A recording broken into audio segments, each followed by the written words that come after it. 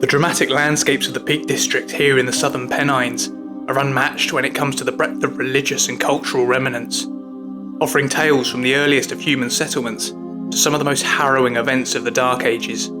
Join me as we take a journey through some of the most haunted locations these ancient lands have to offer.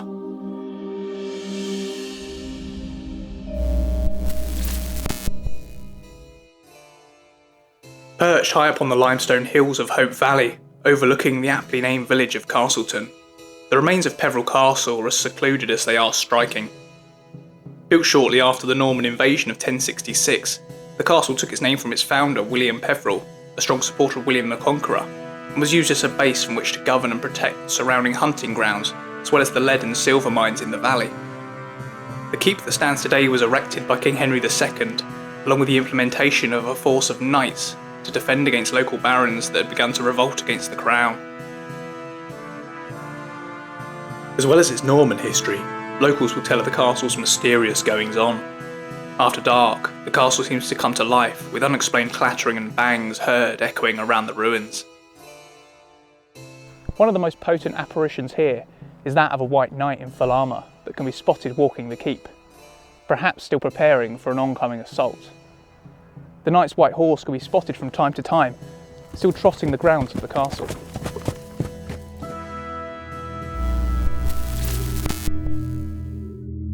The village of Eyam, or as it's referred to, Plague Village, is known to be the most haunted here in the Peaks, and for good reason.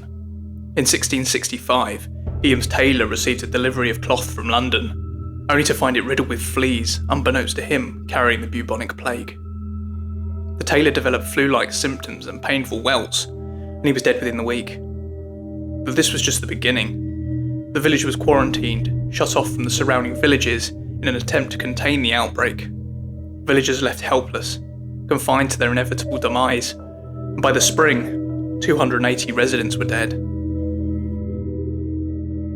The Riley grave serves as an example of how entire families were wiped out in a matter of days, leaving some immune individuals, such as Elizabeth Hancock, to bury her entire young family here on the hillside, likely resenting that she would be spared.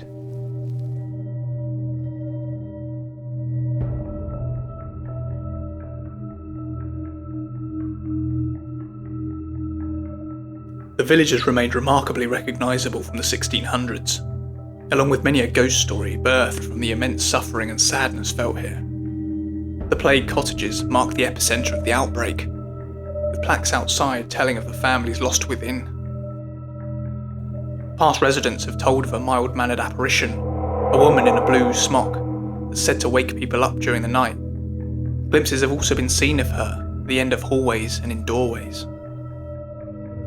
Visitors to the village inn, the Miner's Arms, have been woken in the night to the sound of shuffling feet on the floorboards surrounding the bed. It's not uncommon for guests to leave in the night, too shaken to return. Eyam Hall is also a regular spot on the daily ghost tours here, and is known to be home to the apparition of Sarah Mills, a servant girl who supposedly fell and drowned in the well. Sightings place her wandering around the grounds of the 17th century manor house.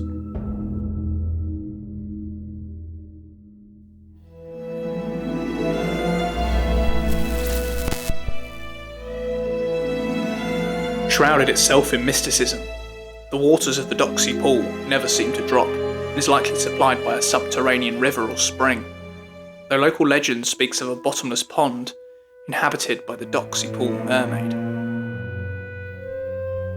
Just imagine for a moment, as you approach the water's edge, a ghoulish, algae and weed-ridden apparition rises 30 feet from the surface into the air, with arms outreached in malice and an evil glare to match.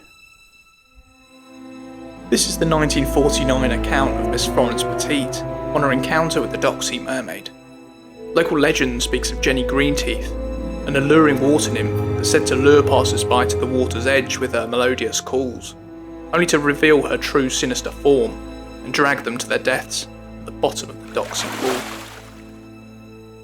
In his poem, The Mermaid's Pool, famous poet Henry Kirke White wrote of the spectre, "A maiden strangely fair but strangely formed, rises out the pool, and by her songs and heavenly beauty, lures to shameful deaths the luckless wight who hears her melodies."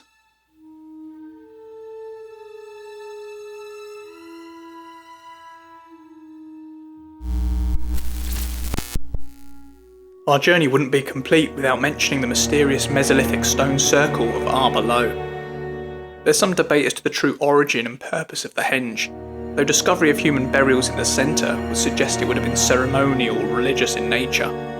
7-foot-tall earthworks surround a circular arrangement of large limestone rocks that would have likely been positioned vertically. Arbor Low has long held a reputation for the paranormal.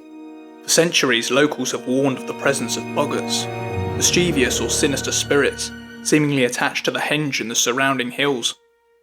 You'd be advised against visiting after dark, for fear of inviting the wrath of the boggarts. Perhaps these entities may have some connection to the ceremonial burials below. Whether you believe in the paranormal or not, the peak's legends and folklore of centuries past certainly bestow an inescapable sense of mysticism and awe. From its beautiful natural wonders to the perseverance of community through the hardest of turmoil, these stories won't soon be forgotten.